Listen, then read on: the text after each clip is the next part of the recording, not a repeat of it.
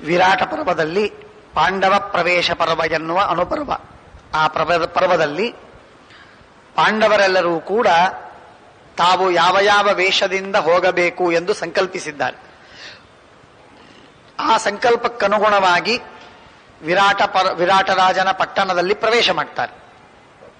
ಪ್ರವೇಶ ಮಾಡುವುದಕ್ಕಿಂತ ಮುಂಚೆ ದುರ್ಗಾದೇವಿಯ ಸ್ತೋತ್ರವನ್ನು ಮಾಡಿ ಅವಳ ವಿಶೇಷವಾದ ಅನುಗ್ರಹವನ್ನು ಪಡಿತಾರೆ. ದುರ್ಗಾದೇವಿಯ ಅನುಗ್ರಹವಾದ ಮೇಲೆ ಅದನ್ನು ಮೀರುವವರು ಯಾರೂ ಇಲ್ಲ. ಹಾಗಾಗಿ ದುರ್ಗಾದೇವಿಯ ಭದ್ರವಾದ ಕವಚ ಜೊತೆಗೆ ಧರ್ಮರಾಜನ ಆಶೀರ್ವಾದವು, ಯಮಧರ್ಮನ ಆಶೀರ್ವಾದವೂ ಆಗಿದೆ. ಈ ಆಶೀರ್ವಾದ ಹಾಗೂ ಭದ್ರ ಕವಚ ಇವೆರಡನ್ನು ಪಡೆದ ಪಾಂಡವರು ಜಾಹ್ನವಿ ನದಿ ದಾಟಿ ಅಲ್ಲಿ ದೇವತೆಗಳಿಗೆ, ಋಷಿಗಳಿಗೆ, ಪಿತೃಗಳಿಗೆ ತರ್ಪಣವನ್ನು ಕೊಟ್ಟು ಮುಂದೆ ಬರ್ತಾರೆ.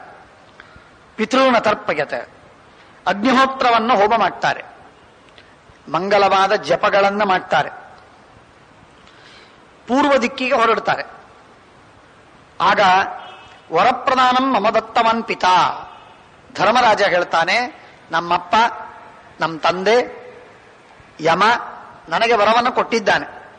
ಆ ವರವನ್ನು ಕೊಟ್ಟದ್ದಕ್ಕೆ ತಕ್ಕಂತೆ ಪ್ರಸನ್ನನಾಗಿ ಅನುಗ್ರಹ ಮಾಡಿದ್ದರಿಂದ ನನಗೆ ಉತ್ತಮವಾದ ಫಲವಿದೆ, ನನಗೇನೂ ಅಪಾಯವಿಲ್ಲ, ನಮ್ಮೆಲ್ಲರಿಗೂ ಹಿತವಾಗತ್ತೆ. ವಿರಾಟರಾಜನ ಪಟ್ಟಣದಲ್ಲಿ ಹೋದ ಮೇಲೆ 1 ವರ್ಷಗಳ ಕಾಲ ಯಾವ ಆಯಾಸವಿಲ್ಲದೆ ನಾವು ಕಳಿತೇವೆ ಎಂದು ನಿಶ್ಚಿತವಾಗಿ ಹೇಳ್ತಾನೆ.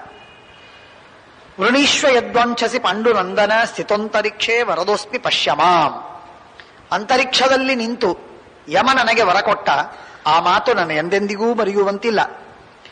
ಸವೈಮಯುಕ್ತೋ ವರದ ಪಿತ ಪ್ರಭು, ನಾನು ಅವನಿಗೆ ಒಂದು ಪ್ರಾರ್ಥನೆ ಮಾಡಿದ್ದೆ. ವರ ಕೊಟ್ಟಿ ಬಹಳ ಸಂತೋಷ, ಒಂದು ಪ್ರತ್ಯೇಕವಾಗಿ ಒಂದು ವರ ಬೇಕು. ಏನು ವರ ಅಂದ್ರೆ, ಸದೈವ ಮೇ ಧರ್ಮರಥ ಮತಿರ್ಭವೇ, ಸದೈವ ನನ್ನ ಮತಿ ಧರ್ಮರಥವಾಗಲಿ, ಧರ್ಮದಲ್ಲಿ ಆಸಕ್ತವಾಗಲಿ, ಧರ್ಮವನ್ನೇ ಮಾಡುವಂತೆ ನನ್ನ ಮನಸ್ಸು ಬುದ್ಧಿಗಳು ಬರಲಿ. ಇದು ನನ್ನ ಪ್ರಾರ್ಥನೆ, ಇದನ್ನು ನೀನು ವರ ಕೊಡಬೇಕು ಅಂತ ನಾನು ಬೇಡಿಕೊಂಡೆ. ಆಗ ಅವನು ಕೊಟ್ಟ. ನಾನು ಬೇಡಿದ ವರದಿಂದ ಸಂತುಷ್ಟನಾಗಿ ನಾನು ರಾಜ್ಯ, ಐಶ್ವರ್ಯ, ಭೋಗ, ಸಂಪತ್ತು, ಕೀರ್ತಿ ಇವುಗಳನ್ನು ಬೇಡಲಿಲ್ಲ.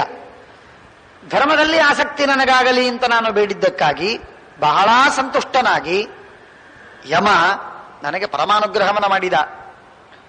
ರೂಪಮೇವ ಭವತ್ ಸ್ವಯಂ, ಅವನು ನನ್ನ ರೂಪವನ್ನು ತಾಳಿದ, ನನ್ನಿಂದ ಅಭಿನ್ನನಾದ, ಅವನು ನನಗೆ ಅನುಗ್ರಹವನ್ನು ಮಾಡಿದ.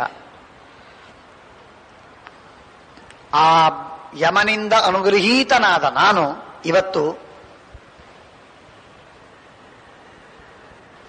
ತ್ರಿದಂಡಿ ಸನ್ಯಾಸಿ ಆಗ್ತೇನೆ. ತ್ರಿದಂಡಿ ಸನ್ಯಾಸಿಯಾಗಿ ನಾನು ಕಂಕ ಎಂಬ ಹೆಸರಿನಿಂದ ನಾನು ಪ್ರಖ್ಯಾತಿಯನ್ನ ಮಾಡಿಕೊಂಡು ನನ್ನ ಹೆಸರನ್ನು ಹೇಳಿಕೊಳ್ತಾ ವಿರಾಟರಾಜನ ಪಟ್ಟಣದಲ್ಲಿ ಇರ್ತೇನೆ, ವಾಸವಾಗಿರ್ತೇನೆ. ಕೇಳಿದರೆ ಹೇಳ್ತೇನೆ, ಕಮಂಡಲೂಷ್ಣೀಷಧರೋ ವ್ಯಜಾಯತ ಸುರಕ್ತ ಮಂಠವರಂಬರ ಶಿಖಿ ಪವಿತ್ರ ಪಾಣಿರ್ ದದೃಶೇ ತದದ್ಭುತಂ. ಕೈಯಲ್ಲಿ ಪವಿತ್ರವನ್ನು ಹಾಕಿಕೊಂಡು 3 ದಂಡಗಳ ವೇಣುವಿನ ದಂಡವನ್ನು ಕೈಯಲ್ಲಿ ಹಿಡಿದು ಅವನು ನಿಂತ. ಆಗ ಎಷ್ಟು ಸಂತೋಷವಾಯಿತು, ಭಾರೀ ತೇಜಸ್ವಿಯಾದ ಈ ಯತಿ ಬಂದದ್ದನ್ನು ಕಂಡು ಸ್ವಾಗತ ಮಾಡ್ತಾನೆ. ಸ್ವಾಗತ ಮಾಡಿ ತಥೋ ವಿರಾಟಂ ಪ್ರಥಮಂ ಯುಧಿಷ್ಠಿರೋ ದದರ್ಶ ದೂರಾತ್ ಸುಸಮೃದ್ಧ ತೇಜಸಂ. ಧರ್ಮರಾಜ ಬರ್ತಾ ಇರುವಾಗ ಅವನ ತೇಜಸ್ಸು ಅತ್ಯದ್ಭುತವಾದದ್ದು. 5 ಜನರ ವರ್ಣನೆಯನ್ನು ಮಾಡ್ತಾರೆ ಮಹಾಭಾರತದಲ್ಲಿ. ಅವರ ತೇಜಸ್ಸು, ಅವರ ಕಾಂತಿ, ಅವರ ಗಾಂಭೀರ್ಯ, ಅವರ ವ್ಯಕ್ತಿತ್ವ ಅಸಾಧಾರಣವಾಗಿ ತೋರ್ತದೆ. ವಿರಾಟರಾಜ ಅವರನ್ನು ಸ್ವಾಗತ ಮಾಡ್ತಾನೆ. ಅನಂತ ತೇಜೋಜ್ವಲಿತಂ ಹುತಾಶನಂ, ಭಾರೀ ಪ್ರಖರವಾದ ದೀಪ್ತಿಯಿಂದ ಶೋಭಿಸುವ ಬೆಂಕಿ ಹೇಗಿರಬೇಕೋ ಹಾಗೆ ಧರ್ಮರಾಜನ ಕಾಂತಿ ಮುಖದ ಬೇರೆ ತೋರ್ತಾ ಇದೆ. ಕಂಡು ಸಂತೋಷಪಟ್ಟು ಅವನನ್ನ ಕರೀತಾನೆ. ಅವನು ಗಜಗತಿಯಿಂದ ಬಂದ, ಗಂಭೀರವಾದ ನಡಿಗೆಯಿಂದ ಬಂದ. ವಿರಾಟರಾಜನ ಎದುರಲ್ಲಿ ನಿಲ್ತಾನೆ. ಕೋವಾ ವಿಜಾನಾತಿ ಪುರಸ್ಯ ದರ್ಶನಂ ಯುವಾ ಸಭಾಂ ಯೋಯಮುಪೈತಿ ಭಾಮಿಕಾಂ. ಈ ತರುಣ ಅಂದ್ರೆ ಎಷ್ಟಾಗಿದೆ ಅವನಿಗೆ ವಯಸ್ಸು? ಎಷ್ಟಾಗಿದೆ? 70 ವರ್ಷಕ್ಕೆ ಸಮೀಪಕ್ಕೆ ಬಂದಿದೆ. 55 ವರ್ಷದವನಿದ್ದ ಅರ್ಜುನ ಜರಾಸಂಧನ ಕೊಂದಾಗ. ಅದಾದ ಮೇಲೆ ಕೆಲವು ದಿನಗಳಿಗೆ ಯಜ್ಞ ಮುಗಿತು, ರಾಜಸೂಯ ಯಾಗ. ಅದಾದ ಮೇಲೆ 12 ವರ್ಷಗಳ ವನವಾಸವಾಗಿದೆ. 12 ವರ್ಷ. ಆಗ ಧರ್ಮರಾಜನಿಗೆ 2 ವರ್ಷ ದೊಡ್ಡವ, 57 ವರ್ಷದವ ಜರಾಸಂಧನನ್ನು ಕೊಂದಾಗ ಧರ್ಮರಾಜ. ಹಾಗಾದರೆ 57 ವರ್ಷಕ್ಕೆ 1 ವರ್ಷ ಕಟ್ಟಿ 58 ವರ್ಷ, ಅದಕ್ಕೆ 12 ವರ್ಷ ಸೇರಿಸಿ 70 ವರ್ಷ.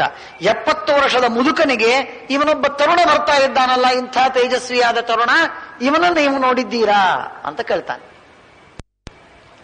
70 ವರ್ಷದ ಮುದುಕನಿಗೂ ಕೂಡ ತರುಣ ಅಂತ ಕರಿಬೇಕಾಗಿದ್ರೆ, ಯಾಕೆಂದ್ರೆ ಅವರೇನು 1000 ವರ್ಷ ಬದುಕುವವರೇನಲ್ಲ, ಕೇವಲ 100-106 ವರ್ಷಕ್ಕೆ ಅವರು ಪರಂಧಾಮಕ್ಕೆ ಹೋಗಿದ್ದಾರೆ. ಅಂದಮೇಲೆ ಅಷ್ಟಿದ್ರೂ ಅವರಿಗೆ 70 ವರ್ಷದಲ್ಲಿ ತಾರುಣ್ಯವಿದ್ದಂತೆ ಇತ್ತು. ಅಂಥ ತೇಜಸ್ವಿಗಳು, ಅಂಥ ಸತ್ವಶಾಲಿಗಳು. ನದೃಶ್ಯತೆ ಸ್ಥಾನುಚರೋ ನ ಕುಂಜರ. ಇವನು ರಾಜನ, ಇವನ ತೇಜಸ್ಸು, ಇವನ ಕಾಂತಿ, ಇವನ ಧೈರ್ಯ, ಅವನ ಗತಿ ಇವುಗಳನ್ನು ನೋಡಿದರೆ ರಾಜನಂತೆ ತೋರ್ತಾನಲ್ಲ, ಇವನು ರಾಜನ. ಆದರೆ ರಾಜನಾಗಿದ್ರೆ ಇವನ ಜೊತೆಗೆ ಆನೆ ಬರಬೇಕು, ಕುದುರೆ ಬರಬೇಕು, ಛತ್ರಚಾಮರ ಇರಬೇಕು, ಯಾರಾದರೂ ಒಬ್ರು ಕೈ ಜೊತೆಗಾದರೂ ಯಾರಾದರೂ ಸೇವಕರು ಬಂದಿರಬೇಕು, ಕನಿಷ್ಠ ಯಾರೂ ಇಲ್ಲ. ಆದ್ದರಿಂದ ಇವನು ರಾಜನಾಗಿರಲಿಕ್ಕಿಲ್ಲ. ಇವನು ರಾಜನಾಗದೆ ಇಷ್ಟು ಹೇಗೆ ಶೋಭೆ ಇರುತ್ತೆ? ಏನು ಮುಖದ ಮೇಲೆ ತೇಜಸ್ಸು! ಇವನು ಸಮಗ್ರವಾದ ಭೂಮಿಯನ್ನು ಆಳುವುದಕ್ಕೆ ಯೋಗ್ಯ. ಇವನೇನು ಸಾಮಾನ್ಯನೇನಲ್ಲ ಅಂತಂತಾನೆ.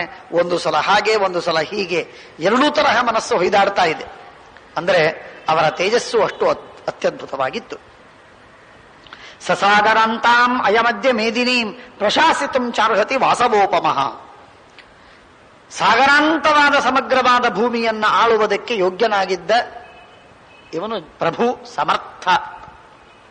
ಪ್ರಶಾಸಿತಂ ಚಾರ್ಹತಿ ವಾಸವೋಪಮಃ. ಇಂದ್ರನಂತೆ ಉತ್ತಮನಾಗಿರುವಂತಹ ಈ ರಾಜ ಅಂತ ಹೇಳಿ ಕೊಂಡಾಡ್ತಾನೆ. ನಾಕ್ಷತ್ರಿಯೋ ನೂನಮಯಂ ಭವಿಷ್ಯತಿ. ಇವನು ಅಕ್ಷತ್ರಿಯನಾಗಲಾರ, ಕ್ಷತ್ರಿಯನೇ ಆಗಿರ್ಬೇಕು. ಆ ಮುಖದ ಮೇಲಿನ ಕಳೆ ಅಂಥ ಅದ್ಭುತ. ಮೂರ್ಧಾಭಿಷಿಕ್ತ ಪ್ರತಿಭಾತಿ ಮಂ ಪ್ರತಿ. ಅವನಿಗೆ ಮೂರ್ಧಾಭಿಷಿಕ್ತ ರಾಜ, ಪಟ್ಟಾಭಿಷಿಕ್ತನಾದ ರಾಜ ಅಂತೇ ನನಗೆ ತೋರುತ್ತೆ. ಅವನ ಸರ್ವಥಾ ಸಾಮಾನ್ಯ ಅಂತ ನನಗೆ ಅನಿಸುವುದಿಲ್ಲ ಅಂತ ಹೇಳಿ ನೋಡ್ತಾ ಇದ್ದಾನೆ. ಧನೇಶು ರತ್ನೇಶ್ವತ ಘೋಷು ವಿಶ್ಮಸು ಪ್ರಕಾಮತೋ ಮೇ ವಿಚರತ್ವತ ಅಬಾರಿತಃ. ಅವನನ್ನೆಲ್ಲೂ ನಿಲ್ಲಿಸಬೇಡಿ, ಅವನೆಲ್ಲಿ ಹೋಗ್ತಾನೆ ಹೋಗಲಿ, ಅವನ ಮಹಾತ್ಮ ಅವನು ಅಂತ ಹೇಳಿ